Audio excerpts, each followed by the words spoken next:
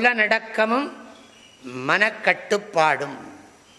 ஆக இந்திரிய நிகிரகம் மனோ நிகிரகம் இதுதான் கிருத்திகிங்கிற.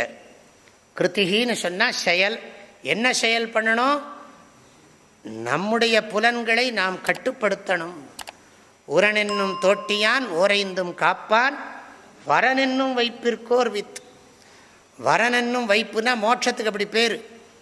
என்ன அழகான சொல்லு பாருங்க, திருக்குறள் உபயோகப்படுத்தியிருக்கு.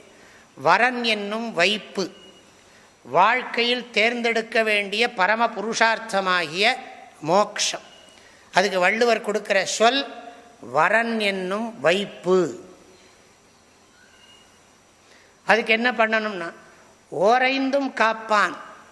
உறுதியான அறிவு என்கின்ற அங்குஷம் துரட்டி உரனென்னும் தோட்டியான் ஓர் ஐந்தும் காப்பான்.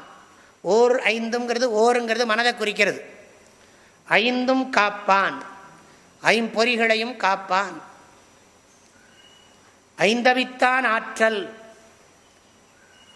சொல்லிகிட்டே போகலாம். ஒருமையுள் ஆமை போல் ஐந்தடக்கல் எல்லாம் திருக்குறள் நிறைய இருக்குது. அதை பண்ணினாத்தான் என்ன ஆகும்னா குருக்கிட்ட இருக்க முடியுமா. குருக்கிட்ட இருக்கணும்னா என்ன பண்ணுறதுன்னா செல்ஃபோனை சும்மா சொல்லி வைக்கிறேன். இதுக்காக எல்லாத்தையும் தியாகம் பண்ணணும். குருக்கிட்ட இருந்து குருவுக்கு சேவை பண்ணி நம்ம ஞானத்தை பெறணும்னு சொன்னால் நமக்கு வெளியிலெல்லாம் ருச்சி இருந்ததுன்னா எப்படி? புலன்களுக்கு அப்பாற்பட்ட பேரின்பத்தின் பொருட்டு ஒருவன் புலனின்பத்தை தியாகம் செய்கிறான். அடல் வேண்டும் ஐந்தன் புலத்தை விடல் வேண்டும் வேண்டியெல்லாம் ஒருங்கு. ஐந்தன் புலத்தை அடல் வேண்டும், வேண்டியெல்லாம் ஒருங்கு விடல் வேண்டும்.